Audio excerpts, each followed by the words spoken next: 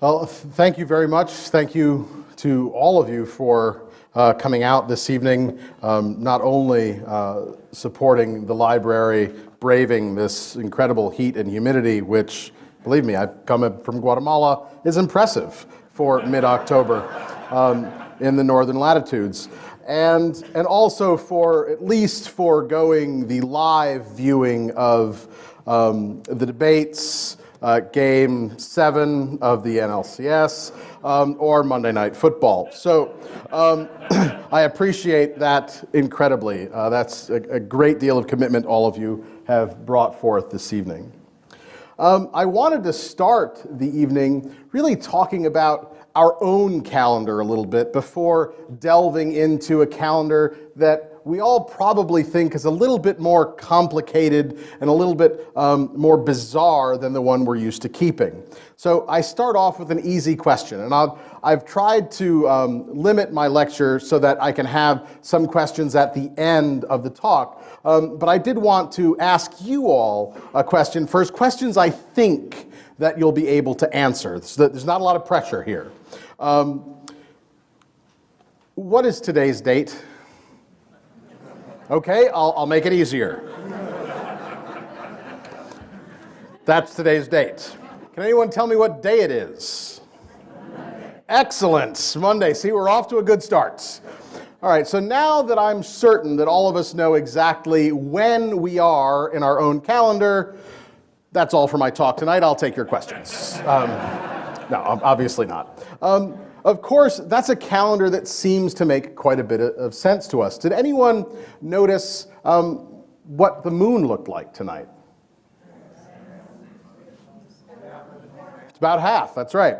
It is the quarter moon. It is, in fact, the waxing quarter moon, meaning that we're 7 days into the lunar cycle. We have 7 days, essentially, until full moon on the 15th. Of course, it's a little bit off because our pesky days of the moon don't really keep track of each other, but that's okay. There are, of course, other calendars that are in play in our own society today. Of course, there's probably a smaller population in the audience that knows that today is 6 Keshvan of the year 5773 in the Hebrew calendar. It is, of course, also the day 6 Tul Hijjah, or Hijjah, in 1433 of the Muslim calendar.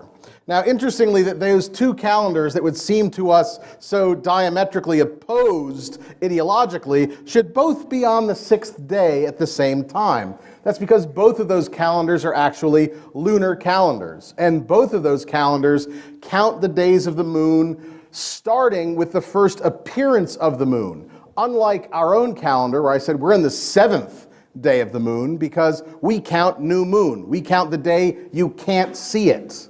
Well, that's only because we know it should be there. If you're a group of people that's trying to base a calendar on observations, basing it on the thing you can't see is not particularly accurate. It's better to base it on the thing that you can see even just slightly, as it appears only for a few moments each day as a crescent in the night sky. Okay. How many knew that was today's date? Just so you know, it's a very good day to have a talk on the Maya calendar. Today is the day 12/19/1915 And the Maya were very fond of dates that contained a zero, a period-ending date. Now, for us, in our society, we think of zeros both as numerical placeholders, certainly, but we also think of them as the absence of something, right? It is the lack of any quantity. If there is none of it, that's zero.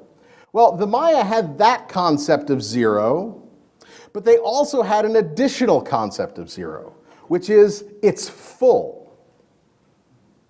Now, if you think of it in terms of a placeholder mathematically, those aren't terribly different. If you think of it only having enough space for, say, 19 or 9 in our society, one more puts it over the edge. It fills it to the brim. It becomes completed. It becomes a zero. Now, that's completely opposite of how we think of it, right? To talk about a person, to say, God, that guy's got everything. He is a total zero. I couldn't ask for anything more. I mean, I have nothing. Right? It doesn't really work in our own sort of language, but for the Maya, this filling up of these calendrical periods was an important event. Okay? What this date means, 12, 19, 19, 15, 0, is it means that exactly 1,871,940 days have passed since the beginning, or since we pretended we started counting. Like our own calendar, you can imagine if you're starting a calendar, it's interesting because 1219, this is today's date. The classic Maya period, the period in which all of the historical inscriptions, erected on carved Maya stele or painted on classic period paintings or on vases, those all exist between the 8th Baktun, so this first digit being an 8, and being a 10. We don't have any 1s or 2s or even 6s. There are a couple of purported 7s. So that essentially, this calendar starts an awfully long way into the actual count. Now, of course, that makes sense to a certain degree. No one wants to start a calendar with day 1. Why? Because there have always been wise asses in the world. This is a certainty. We know that. There's archaeological evidence of it. If you start a calendar and you say, today is the day, if I came before you in this lovely amphitheater and said, today is the day we start a new calendar, it is day 1 of that calendar. I know that some of you are thinking, oh really? What was yesterday? Okay, I could go and say it's 0. Really, what was last week? -6. Fine. All right, that doesn't really work. We can't have negative numbers. It's day 100. How do you feel about that? Really, what about last year? Damn it. It's like day 4 million. Do any of you remember what happened before then? I don't think you do. It's my calendar. Leave it alone. That's sort of how the Maya do it, so that by the time we start getting recorded Maya dates, we're already centuries, millennia into the count. Right? Okay. Now, the Maya used 3 separate calendars. Seems a little excessive, to be quite honest. They used a long count, this count of days. They used a ritual calendar, and they used a solar calendar. Now, the count of days is essentially what I've just shown you, that 12, 19, 19, 15, 0, in which the smallest unit is the day. In Maya, that's the kin. The next unit is a unit of 20 days, the winal. Then 360 days, the tun. Then 7,200 days, the katun. And then 144,000 days, the baktun. Okay? Now, a baktun is a period of roughly 400 years because it's 400 tuns. And a tun is about a year. It's not exactly a solar year. It's fairly close. It's about as close as you can get if you want to use the number 20 as your basic unit. Right? And the Maya loved 20s. We like 10s, we wear shoes. The Maya, no shoes, they counted to 20. Okay? Now, in an ideal world for the Maya, and you can imagine Maya scientists sort of coming to grips with this moment, in a world that was created perfectly, the sun would take exactly 400 days to go through its movement in the sky. The Earth would take 400 days to go around the sun. It doesn't. That was a great disappointment to the Maya, because it forced them to have to use more math and say, okay, it doesn't go around the sun in 400 days. 2020s would have been perfect. Instead, 1820s is about as close as we're going to get. So a year, as we calculate it, or the vague year, is 360 days. And now we'll use those 360 days in all of our mathematics as we move up the scale. Each digit or place of 20 will in fact be 20 times 360. What that means is, and I'm going to back up for a second, is that there are some irregularities in the system. The first number, which here is 0, a full day, can go between 0 and 19. It will never be higher than 19 until it's a 0. When it goes to 0, the digit above increases by 1. That digit where there's a 15, because it represents 360 days, will never be higher than 17. Because at the moment that that is at 17, right, that would be 140 days.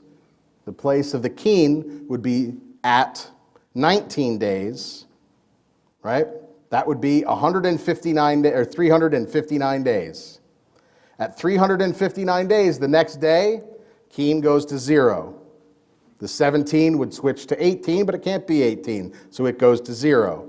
And the tune, the year, would increase by 1. It's like an enormous odometer. Okay?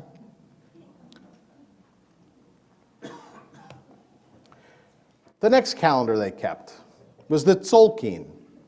The Xultun is a ritual calendar.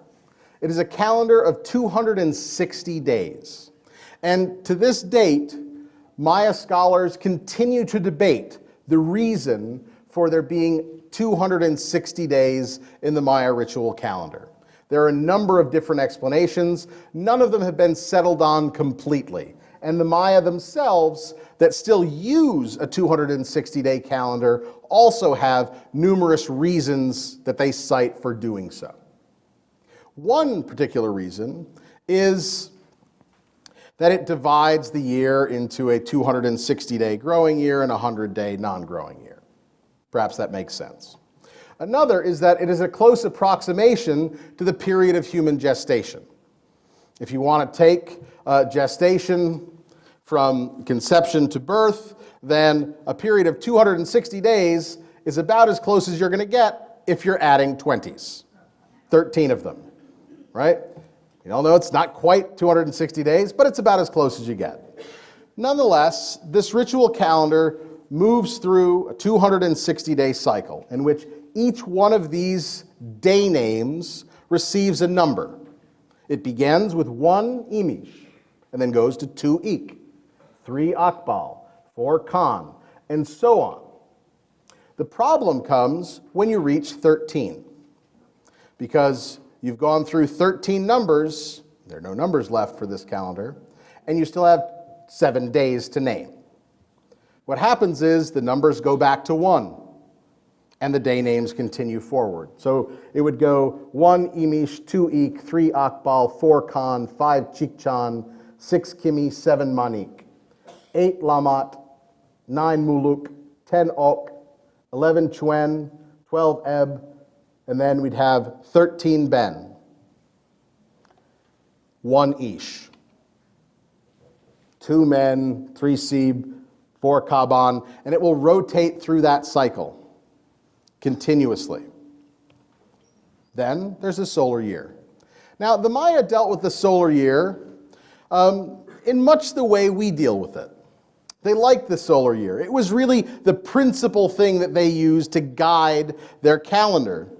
And the solar year of 365 days.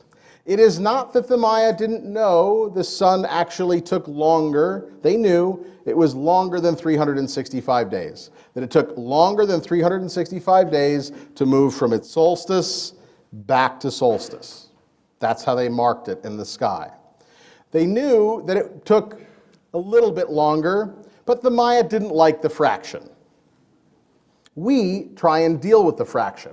And we try and deal with that fraction in our own imperfect way, right? We all know that we have a leap year.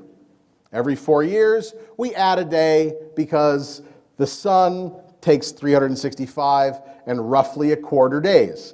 But it isn't actually 365 and a quarter days.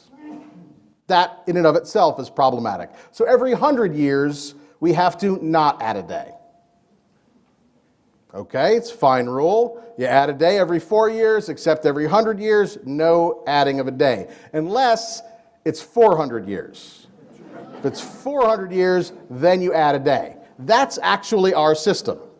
That's the system in place that we use. We actually all got to experience adding a leap year on a number divisible by 400 in the year 2000. Century's End, we weren't supposed to add one, but it was a 400-year period, so we got to add one. Ta-da! Congratulations. They should have sent out certificates. For the Maya, they dealt with it with a series of months, 18 months of 20 days each.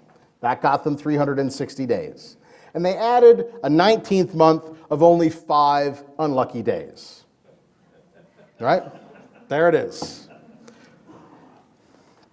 Now, that seems excessive, right? A solar calendar, a ritual calendar, a count of days since the beginning of time. It seems like quite a lot, unless you consider that today is Monday. Monday is the day in our ritual calendar, right? We have a 7-day ritual calendar. It starts on different days for different religions, but we've agreed there's 7 of them, okay? Each has a holy day, for some Friday, for some Saturday, for some Sunday. Nonetheless, 7 days. We even count which of those 7 days it is, right? If you're Catholic, you say, yesterday happened to be the 29th Sunday of ordinary time. It's very convenient. We talk about Sundays of Lent. We talk about Sundays of Advent, right? That are a fixed number of periods. So we have a ceremonial calendar that we use day to day. How many of us have ever made errors between our ceremonial calendar and our solar calendar? Let's have lunch. Let's have lunch on Tuesday, October 22nd.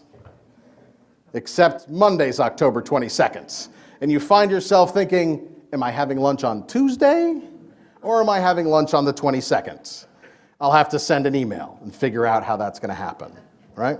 Well, the Maya, of course, actually kept track of time in their conventional sense in exactly the same way we do, which is pretty remarkable. They had a ceremonial calendar, like we do. They had a solar calendar that was broken into months, like we do. They used 18 months of 20 days with one unlucky month.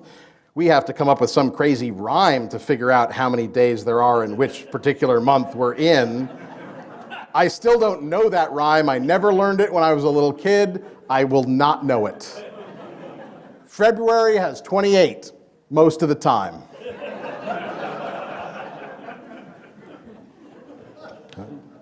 And we have a count of days since the beginning of time. We group them into years, and we say there's 2012 of them. Interestingly enough, we didn't start counting them 2012 years ago. We didn't. We started well into the count. There wasn't a year 1, there wasn't a year 0. In fact, there wasn't even a year 999 until well afterwards. Okay. Now, much of what we know about the Maya calendar comes from both living Maya, Maya during the contact period when things were being written down by the Spanish, but also from really just 3 Maya books that were preserved from the time of the conquest. One of those books is the Dresden Codex. And the Dresden Codex is both the best preserved and probably the best understood of the 3 preserved Maya codices. Now, a codex is simply a bark paper book. It is a screenfold book that is made by pounding the bark of the amate tree and then covering it with a thin coat of plaster, then painting on top of that plaster. This is one of the reasons they don't preserve particularly well, and although we're certain they had codices during the classic period, one has never been found. It's in fact likely that one will never be found. And that is a very sad thing to consider. The Dresden Codex, however, not only contains a lot of information about Maya astronomy, about their calculations of the cycle of Venus, about their calculations of Mars's synodic cycle in the sky, of their calculations of lunar eclipses, and of their calculation of solar eclipses, is all contained within the texts of the Dresden Codex, which happen to be largely numerical tables. One of the reasons that the Dresden Codex and Maya calendrics were understood really almost 100 years before we could fully read Maya texts like we can today, is because it was all math. And the math, once you understood how it worked, the fact that there are only 3 symbols in Maya mathematics. There's the 1, which is a dot, which never occurs more than 4. There's a bar, which is the number 5. Never do you have a number larger than 19, 3 bars and 4 dots. When you do, it is replaced by a shell-like element, which was their 0. So with a 1, a 5, and a 0, they could calculate absolutely everything.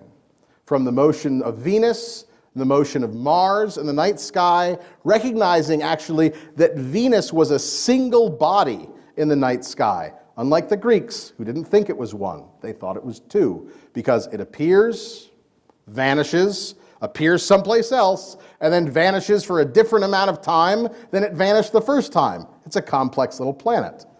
The Maya figured all of that out through observation and those 3 numbers. They wrote a lot of it down in the codices, and engineers were able to crack that part of the code long before we could crack anything else. But the Codex also contains more than just those numbers, right? It contains other bits of information. And in particular, on these 4 pages, it shows a particular ceremony that is taking place. A ceremony that's taking place to celebrate the new year. In fact, that ceremony involves a series of sacrifices. And although this codex was painted some point in maybe the 15th century AD, at the site of San Bartolo, where I had the good fortune of working, in the 1st century BC, we actually see wall paintings that show those exact same sacrifices. In this instance, we have sacrifices that are being conducted by Maya gods that are being replicated by Maya priests 1,600 years later. Those ceremonies, when they're being recorded on the walls at San Bartolo, are recorded with a date. That date gives only its date in the ceremonial calendar. It does not provide its date in the solar year. It does not provide that long count that we're all anticipating the end of in a few weeks.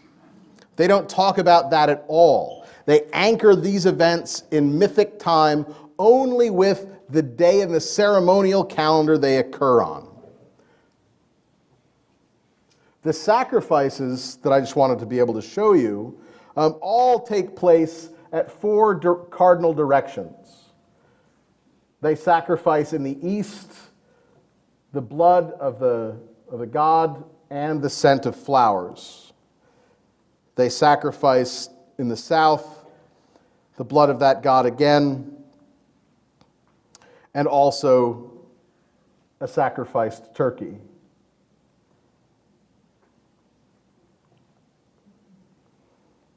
This is the one I like the most. In the north, they sacrifice, again, the blood of the god, but also the sacrificed deer.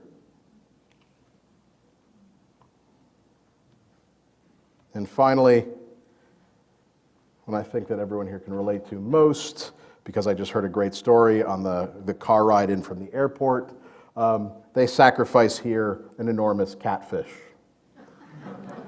I heard a 160-pound catfish was caught in the river this last weekend. So I believe the driver told me it was a duck eater. I thought, which I love the sound of, so I thought, all right. Okay. All right. Now, Maya murals in and of themselves are incredibly rare in the Maya lowlands. They don't preserve very well. And this particular mural was part of a complex that was deeply buried under subsequent architecture. What's interesting is that the very core of that complex, about 40 meters underground, essentially, with architecture all around it, there is a very early phase, which is entirely obscured in this image, as you're seeing it, but will be clearer soon, is a bit of architecture that is of a particular kind of architecture that we see elsewhere in the Maya lowlands. The first one is this platform, and it has really 3 sections to it. It's divided by 2 sets of stairs. It has 3 little platforms, and it runs north to south. The first one that was ever found was found at the site of Xultun in the 1920s. This is in Guatemala. And what's so remarkable about this particular monument, this particular architectural complex, which is known to us as an E group, not because it has anything to do with the letter E, other than they had named the groups at Xultun, A, B, C, D, E, F, and G.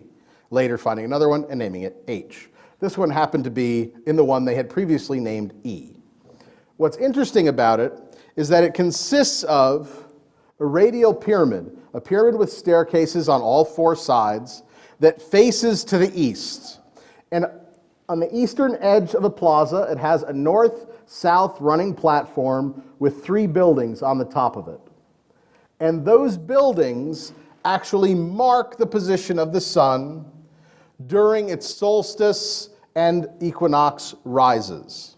So that at the equinox, the sun moves essentially back and forth across the sky. And there are certainly easier ways to monitor this than building temples. You can imagine a mason trying to do this. Obviously, they knew where to put the building before they built it, because no one gets up on the morning of the solstice and says, all right, we're going to need to move that a little bit to the left. Yeah, I know it's a masonry building. I understand that. I'm standing there, I'm looking at it, I'm telling you, you got it in the wrong place. All right, we'll catch it next solstice. What do we got? All right, we got a whole other year, but we're going to be ready next time. Right? They knew where these were going to be. This is constructed essentially as both a monument to that knowledge and as a type, not so much as an observatory, but as a check to understand when the actual solar events happen in order to keep their calendar accurate for the purpose it was supposed to serve. Because one of the problems of not adding the quarter day to the Maya calendar for each leap year is that, well, after 4 years, you're a day behind. And that might not seem like a big deal, but after 40 years, you're 10 days behind. And after 400 years, you're 100 days off. Actually, not quite 100. I think it's more like 96. But nonetheless, you're considerably off from where you would like to be. And that means that the days in your solar year, can you imagine that if the day that we plan to be the winter solstice actually happens in October? That doesn't work for most people, especially agricultural people. They don't like that. And so this is a way of keeping track. Okay? You don't have to add 1 day every 4 years, subtract a day every 100 years, add a day every 400 years to do this. You can keep track with buildings like this E group. At San Bartolo, that buried platform was a building we thought might be part of an E group. It was very well decorated. It was covered with images very similar to the wall paintings that we saw in much later architecture of the paintings that I just showed you. This is about 200, maybe 300 years earlier than that, from about 300, even 400 BC. Images of the Maya maize god, a god that is born in the east with the rising sun. There were texts associated with it. They're the earliest texts that we have from context in the Maya lowlands. And what we wanted to find out was whether this was really part of, there's more text we found that we can't read because it's simply too early. We wanted to find out if it was really part of an E group. And so in a year that I wasn't in the field, one of my colleagues by the name of Boris Beltran excavated. I said, well, if this is our platform, we're on the east side, it runs north-south, it has 3 buildings on the top of it. What we need to do is excavate to the west. If we excavate to the west, we're all underground, this is a tunnel. If we excavate a tunnel to the west, we should come upon the radial pyramid, just like they had at Xultun. And we would have a buried E group, a buried solar monument from around 400 BC here at the center of this complex that later becomes the site for all of these paintings about the story of creation and the importance of kings in that story of creation, as well as the rise of the gods themselves. So, dig west. Well, Boris took me very seriously, and he dug west. He actually dug 18 meters west. That's a really long way. And at the end of the tunnel, it becomes sort of a Count of Monte Cristo-like tunnel, because it's sort of Boris in a spoon, just trying to find something. And at the end of it, he found that. That. Now, you may not be familiar with radial pyramids, but that isn't one of them. That's about a little over 2 meters tall. It's a rather diminutive thing altogether. It's about 3 meters wide. It was rather puny. We didn't know what to call it. We called it it. And we left. We decided to come back and look at it in the subsequent year, because it wasn't the radial pyramid, and maybe this wasn't an E group or solar observatory after all, and isn't that disappointing? Well, the next year we went back.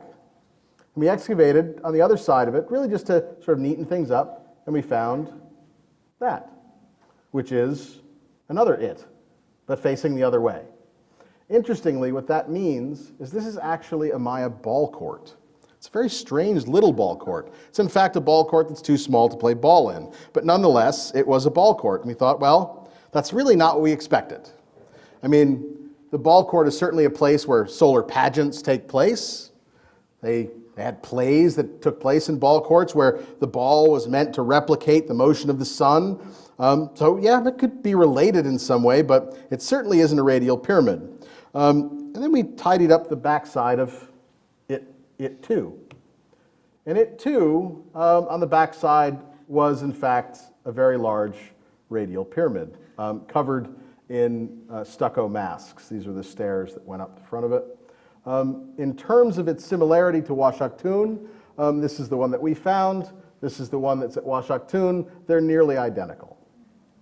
So our initial hypothesis that this monument to the sun was placed at the very heart of this complex that later was remodeled and remodeled and remodeled again, but then continued to include imagery about the mythology of the birth of the sun and the birth of the gods and the sacrifices that would be conducted to bring about the world. So all of this mythology of creation and the science of solar observation were intimately tied together even at around 300 BC at the site of San Bartolo and elsewhere in the Maya lowlands. Okay. They even included a little ball court in the middle of it. I don't know, play space. I don't know why that is. Okay. Fast forward to 2010, when I began working at the site of Xultun, only about 8 kilometers from San Bartolo, and one of my undergraduate students comes down to the field very gung-ho, a guy named Max Chamberlain. And Max says to me, Bill, you hit it big when you found that mural at San Bartolo. Sure, a mural hadn't been found in 55 years since, before you found that one, but now that you've sort of cracked the egg, I'm pretty sure I'm going to find a mural. I was like, okay, Max, that sounds really unlikely, but more power to you. You go right ahead. And Max spent every lunch hour of his time down in Xultun looking in Luder's excavations in the hope of finding a mural. And one day, actually, ironically, the day I finished work in the conservation of the murals at San Bartolo, Max comes back to camp and says, Bill, I found a painting. And he was so excited, and I still feel a little bit bad about my reaction, because my reaction was, no, you didn't. And he said, no, I did, I found a painting. And I said, that doesn't matter to me. First find about $1 million. He said, then find a painting. He said, because I can't possibly deal with another one right now.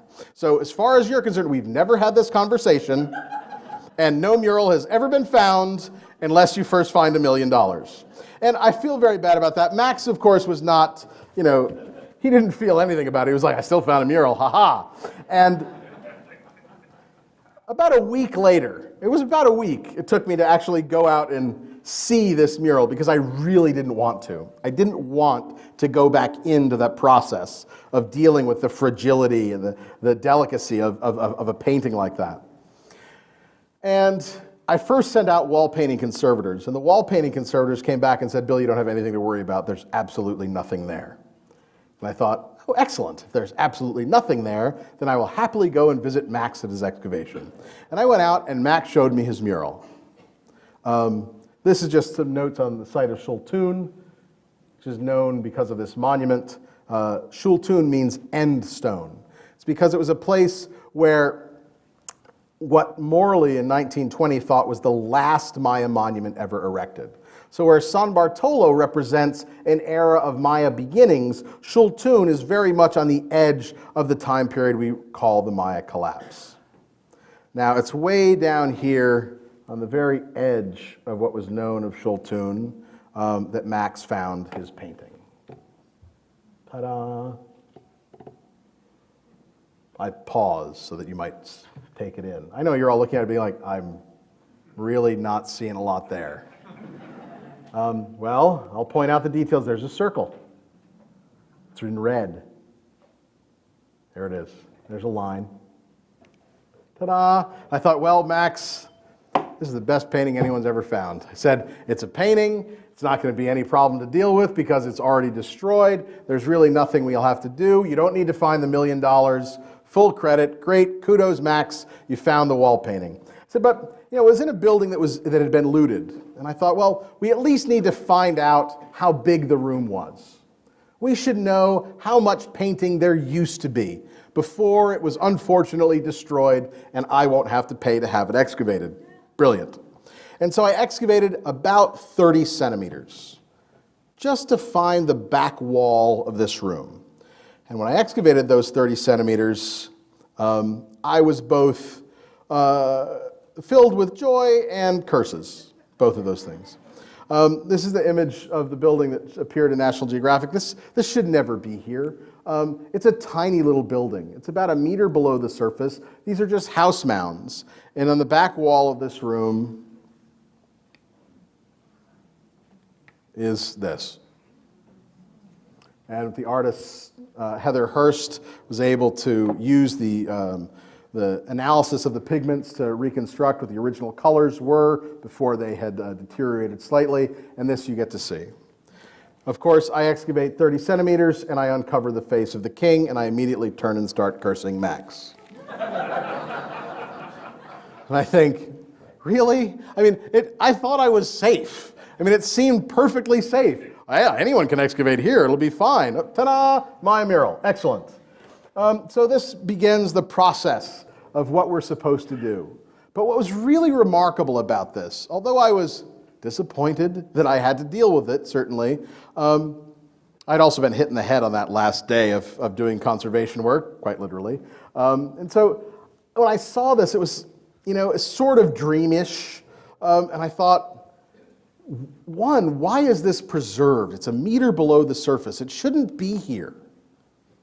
And why is there this painting in this guy's house? It really shouldn't be here. And then why is there a picture of the king in it? I mean, that really shouldn't be here. And so the more I looked at it, the more fascinated I became with it. And then we found what was really important. Was that in addition to the sort of narrative scene of this painting, there were other aspects of it. There was this little area that I've highlighted there with the white box. That's this. It's certainly not much to look at, but if we process it a little bit, it becomes clear as to what it is. It's a series of columns of numbers. And these columns of numbers are 5 places.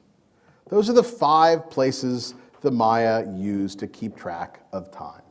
When you have 5 numerical places, you are looking at a count of days. A count of days in those same units that are being used in the Maya long count that we've been talking about. These are our zeros, our dots are our ones, these bars are our 5s. So we begin here with 0 days, 3 20-day periods, 3 360-day periods, 5 7,200-day periods, and 12 144,000-day periods. Now, each of these records a different number, and they're not in an increasing order, and their relationship to each other wasn't readily apparent. Here is 8, 6, 1, 9, 0. This is 2, 7, 9, 0, 0. This is 17, 0, 1, 3, 0. Now, what became interesting about this to the press, not necessarily to us, was that this was a number 17 in the Bakhtun's place. Now, Bakhtuns only go up to 13 in a Maya calendar. It's not that they couldn't conceive of periods of time larger than a Bakhtun, but the period of time that we're all expecting to come to an end is that 13th Bakhtun, right? When we get to the date, we have 12, 19, 19, 17, 19. The next day, disaster, right? Well, this had 17. They said, well, wait a minute, 17 is bigger than 13. Yes, it is. The Maya conceived of numbers much larger than 17 Bakhtuns. They conceived of places much higher than any of these places. We actually have Maya texts that record 8 other digits beyond the Bakhtun, right? Beginning with the Piktun, which is essentially 20 Bakhtuns, or 8,000 360-day periods. They're enormous periods of time that they kept track of. But what was remarkable about these was their relationship to each other that was eventually deciphered. It was deciphered through the work of David Stewart, myself, and Anthony Avini, who's an archaeoastronomer at Colgate University. And what we realized first was that each of these numbers was divisible. And of course, you all recognize this right off the bat. They're each divisible by 18,980. Ta-da!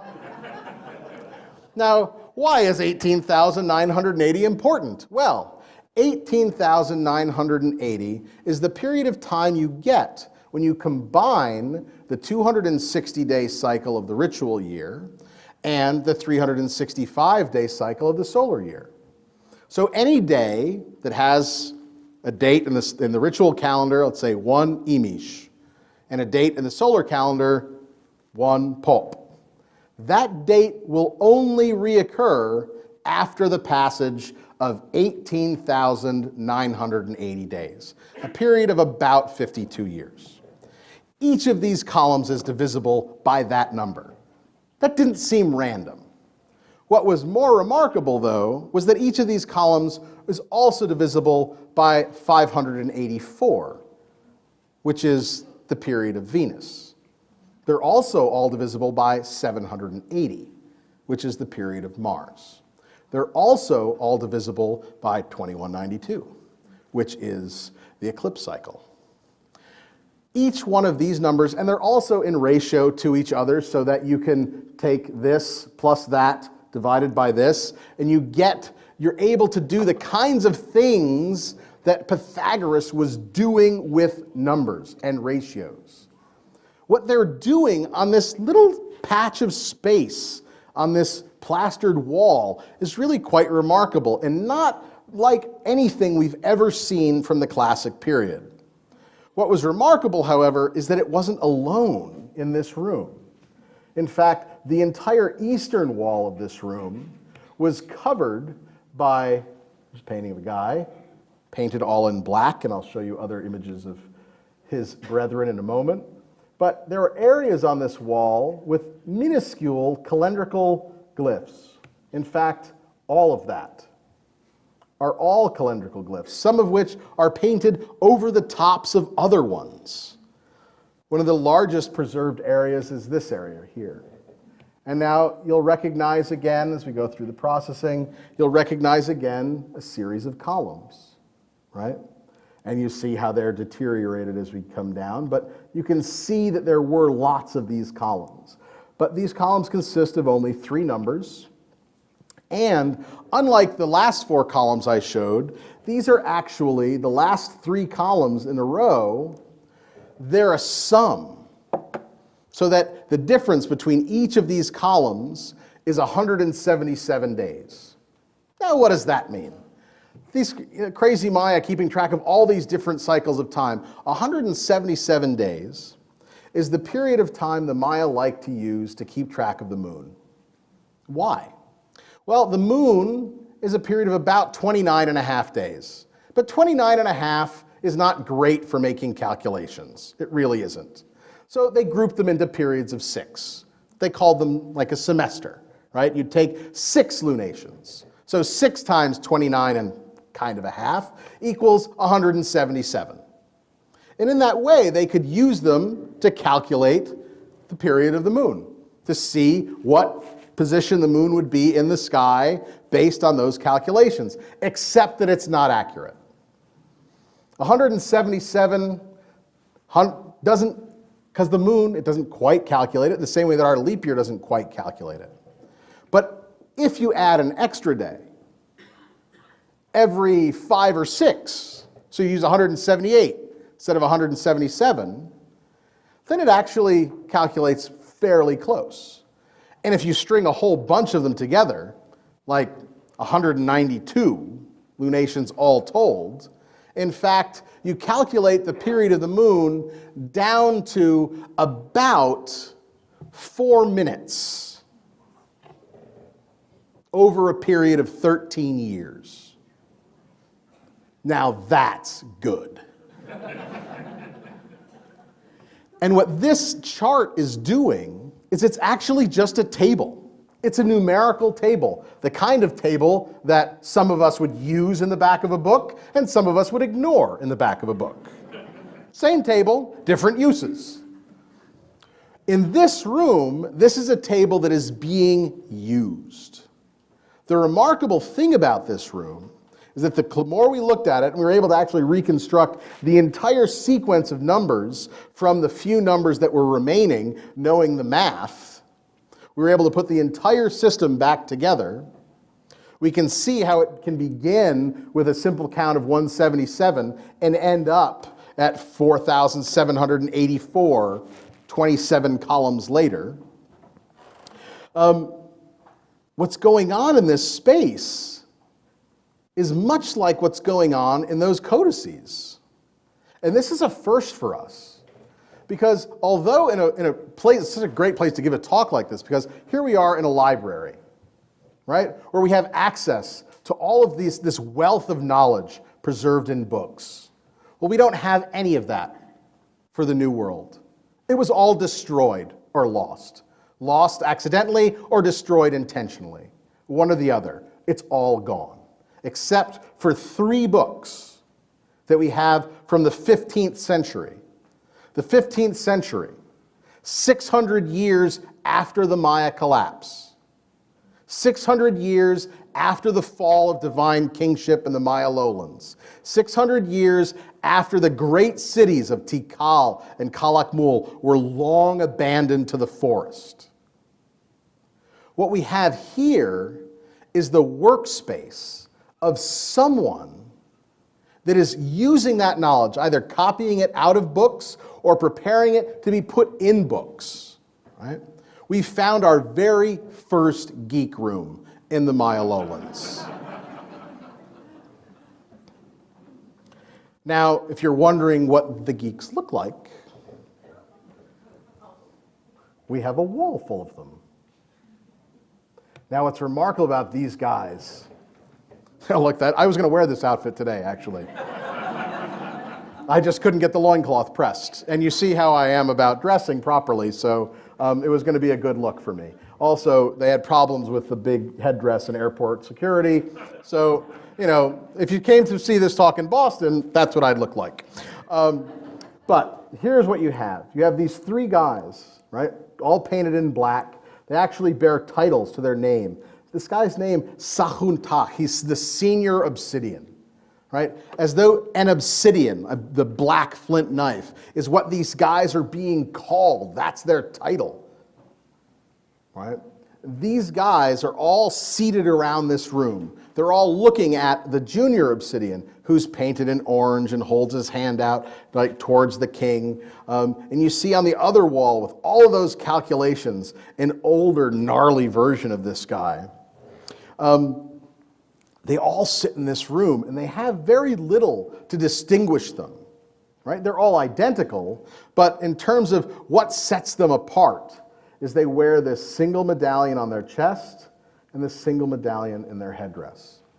Now, one of my graduate students, Franco Rossi, was trying to put together the story of the people that lived in this group, right? We have this mural. It tells us a lot about what's going on in this space, what they're painting, maybe even what they're thinking, what they're trying to work out in terms of the unfinished products that you see on the wall, or the calculations like a whiteboard that are being covered over and then retraced. The types of things that we might see later preserved on carved monuments in their finished form, the exact date, the exact lunation, right? Here, we want to find out, what are they doing? What are the people that live there like? And one of the remarkable things that Franco turned up was that underneath this room, when they finished using the room, they buried it. They filled it with rubble, they sealed the doorway, and they buried an individual behind it and built a monument over the top of them. That individual we actually found in a tomb. And the tomb is not a particularly rich one. It has really very little. A single pot that you see here, but tellingly, it has two artifacts located in the center of its body.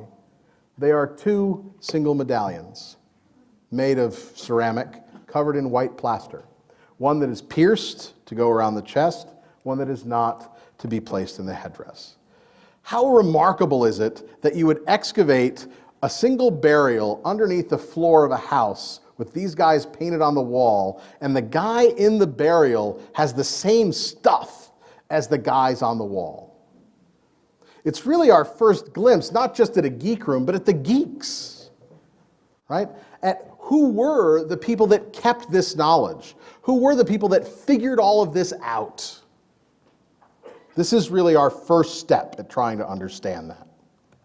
Okay, back to the date. 12, 19, 19, 15, 0. 9 Ahau in the ceremonial calendar, 3 Sak. In 19 days, it'll be 12, 19, 19, 15, 19, right? One day after that, or 20 days after that, it will look like this. 12, 19, 19, 17, 19. That will be the passage of 1,871,999 days since the beginning of time. Now, what's going to happen next is probably the scariest thing that ever happens. Now, people, it's really quite remarkable, because there aren't a lot of fears that are shared by people of different backgrounds and different cultures and different economic classes. But one of those fears seems to be the number 0. You're looking at me quizzically. Now, if you remember a few years back, about 12 years back really, we were approaching the year 2000. Now, if 1 0 is scary, if you can see a gang of zeros getting together, you know they're up to no good. And a gang of zeros is something to be truly frightened of. Now, if you imagine how frightened we were in 2000 when 3 zeros got together, you can only dream of how frightened we are, how terrified the world is of that. 5 zeros. That's almost twice as dangerous as 3 zeros, really. What are we going to do? 5 zeros. That's the day that happens 1,872,000 days exactly since they started counting. 0, 0, 0, 0, 0. What do you do in a day like that? What I would like you to do is write checks to me. Because it's the end of the world and you can't go with it. So you might as well send it to me. I've got secrets. I'm taking it with me. Okay. But what else do you do? Right? This is sort of like driving along in a car. Now, I called this an odometer earlier. Now, we used to record digits, right? Our cars used to record 5 digits. 6 if you count the tenths. But a car would record 5 digits, and you would eventually reach 99,999 miles. You'd see that tenths kicking over, and you're just waiting for it and waiting for it. And I bet absolutely no one in this room thought their car would vanish at 100,000 miles. I hope we get there soon, honey, because this thing's gonna vanish. I mean, I can understand thinking it's going to need some maintenance. I hope it lasts a little longer, right? But you didn't think it would disappear. It might break down, fair enough, but it wasn't going to disappear. Why? Because there's that mysterious other digit, right? We may record 5 digits, but we actually know there are other ones. We know that when we get back to all zeros, it really meant 100,000 miles. We couldn't sell the car as new. We might try. In the same way that if it went to 200,000 miles, we'd know. We'd recognize that enormous passage of time. A milestone is what we would call it.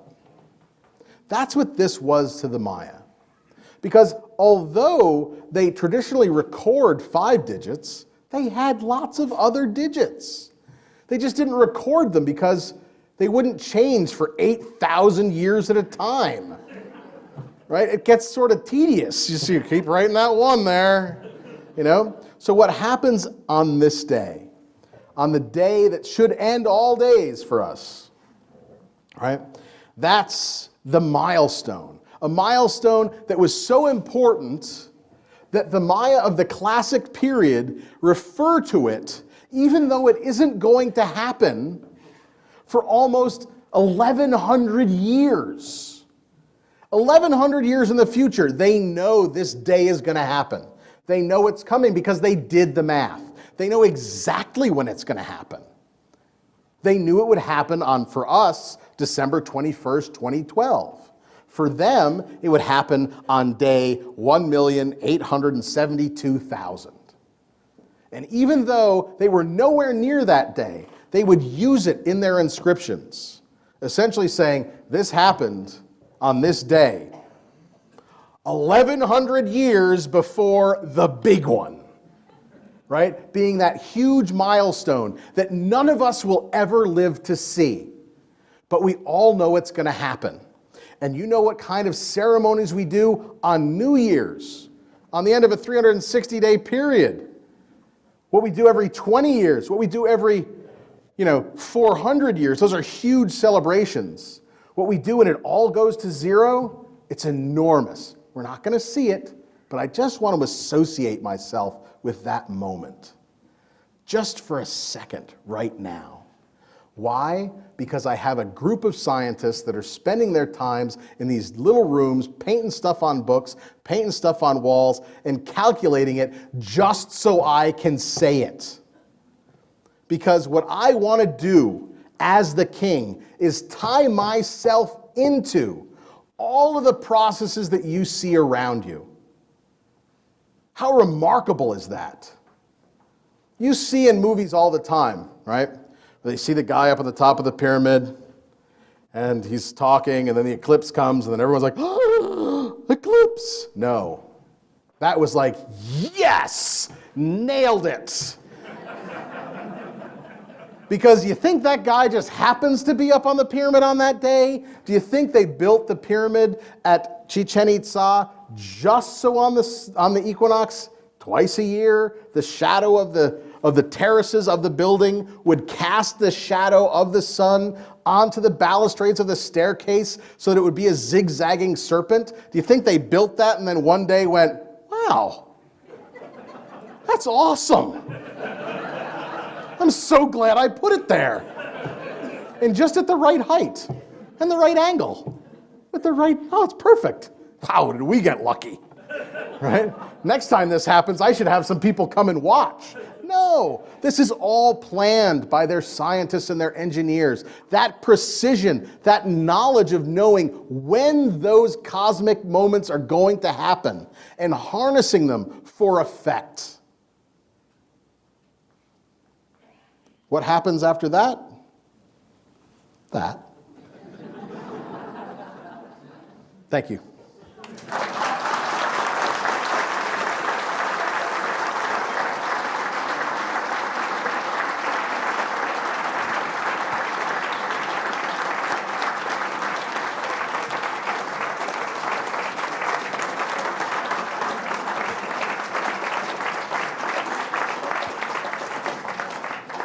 If you have any questions, raise your hand. I'll come by with a microphone. Yes, sir.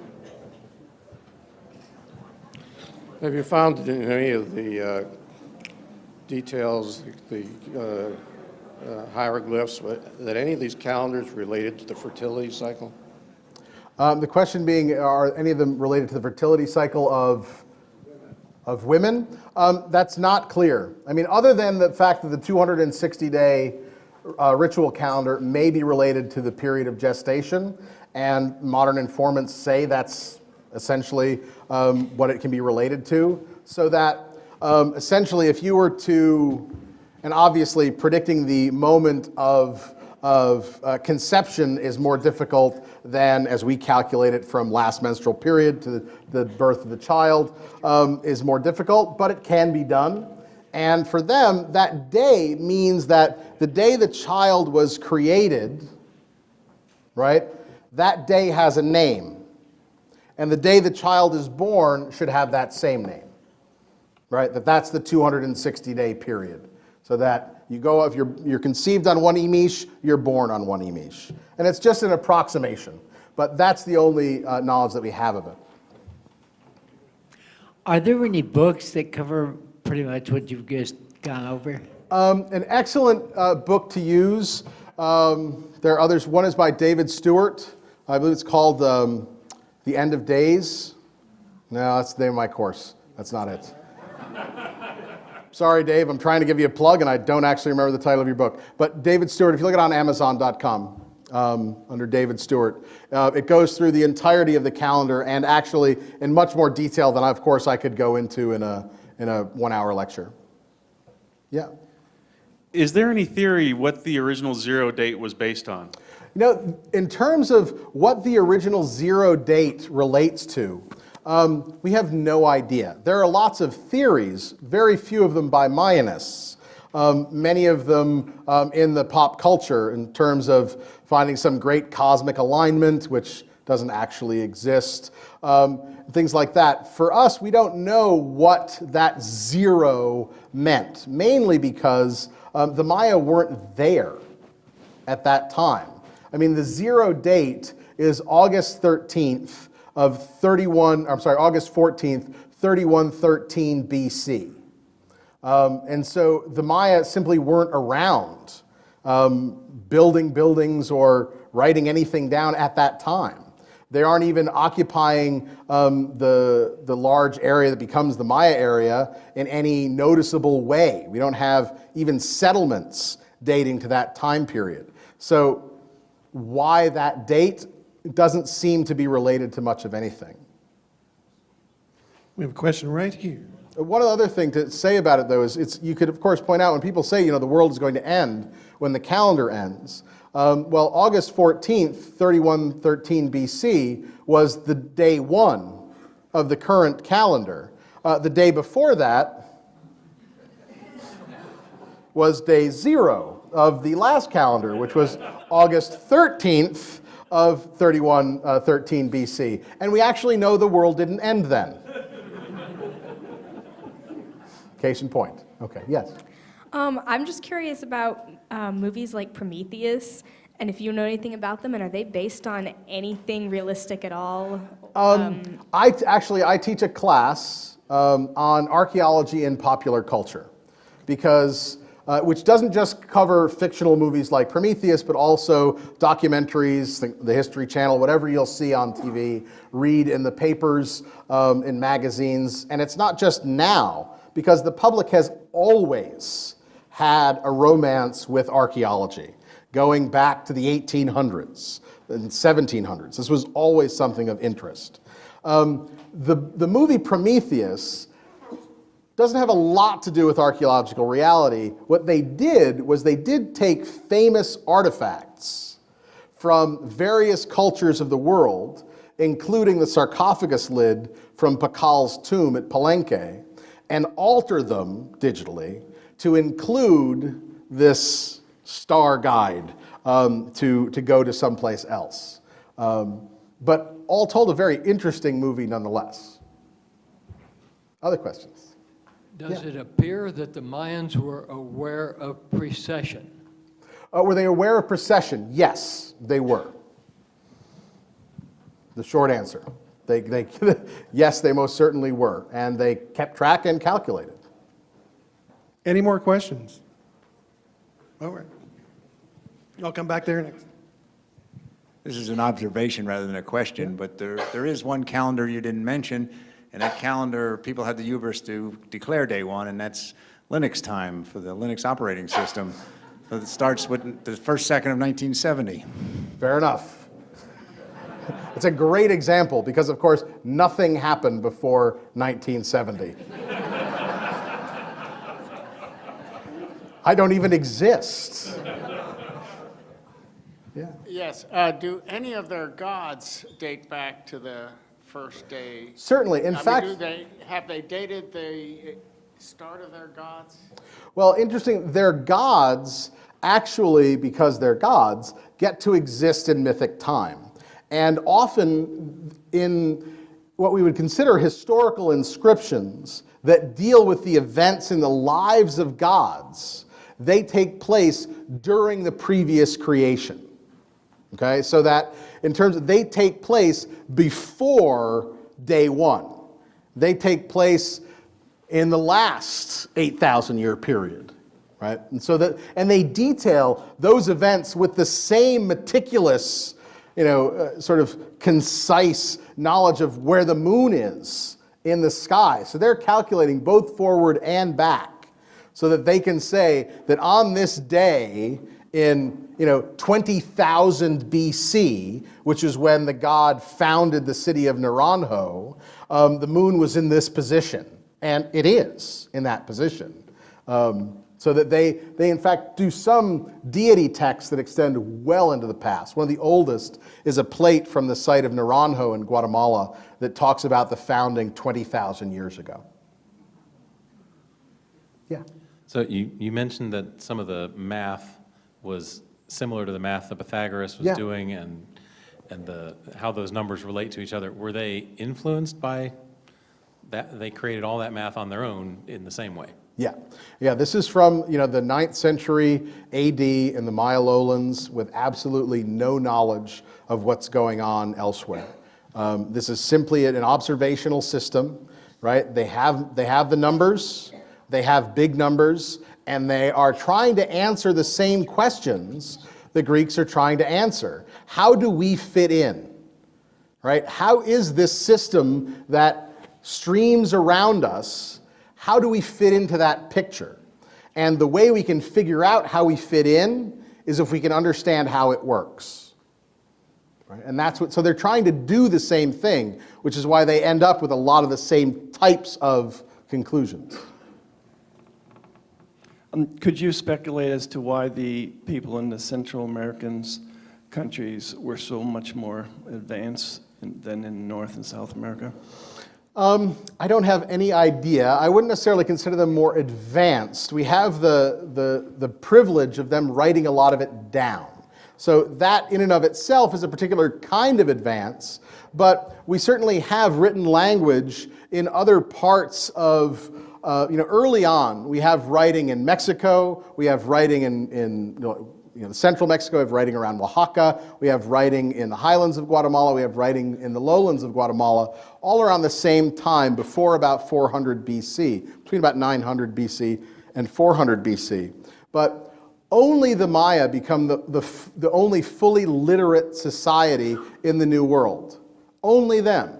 And it isn't that other folks didn't have access to the building blocks of that literacy. It's that for whatever reason, the Maya considered that particular aspect important enough to develop, right? So that the Aztecs, who come much later, right, and could have full knowledge of what was done by the Maya, aren't using a fully syllabic script. They're just not. They choose not to. The spoken word is more important. So it's just a decision that's made at some level. Were the mathematicians or the keepers of the calendar, were they a specialized sect in the Mayan culture, or was mathematics pervasive throughout the culture? We don't really know. I mean, in reality, this is sort of our first glimpse at looking at a possible workspace that those people were living in. So if we can associate what's going on in this room with the people that are using the space and are buried under the space, and are occupying it up until the time it's put into disuse, now we can start to look at them as a class of people. And we can start to compare them as a class of people to other groups that we might know. Okay, so in terms of, we always have this tendency of looking at ancient society as somewhat monolithic, right? Because it's just so distant, we have trouble understanding it. One, we think everyone must be true believers. Two, we think there are kings and priests and then commoners, because those are easy to identify, right? We can identify folks that don't have anything. That's easy to see in the archaeological record. We can see the king, right? Monty Python always said he's the one that doesn't have shit on him, right? Right? That's, you can tell who he is, right? But sort of what happens between those is really problematic. We don't really have a sense. We talk about it as elites versus commoners and nobles versus non-nobles, but is there a middle class? Right? What does an engineer, a Maya engineer, look like? Right? The guy that draws the plans to build that E-group in the 4th century BC, what does he look like? Right? What do his kids look like? You know, what's his house like? We don't know. This is our first, like I said, it's our first geek house. And with any luck, we've already found some artifacts in here that are consistent with them actually practicing their craft here. The other artifacts that we find in the burials associated with this are the tools for making paper, right? The things that are used to make books, right? So we're finding guys with these emblems that we see in the murals and guys that are buried with bark beaters, the implement for making paper, in their hand, and that's it. Right? We couldn't even, maybe this isn't even a house, maybe it's a school. You know, maybe it's the guild. We don't know because we don't have any other ones. It's remarkable that we've found this, but what happens is once you find one, you start to know what to look for. And now we can try and find them elsewhere. Is this the only one that ever existed? Of course not. It's remarkable that Max found it. It's remarkable that it exists at all. But now that we have one, of course there are more. Statistically, there has to be more. It has to be part of the big part of the bell curve, right? The chances of me finding something that's so far removed from the norm is very slim. So with any luck, we'll have a better picture of that the next time I get asked to give a talk. So stay tuned. Thank you, Dr. Saturno.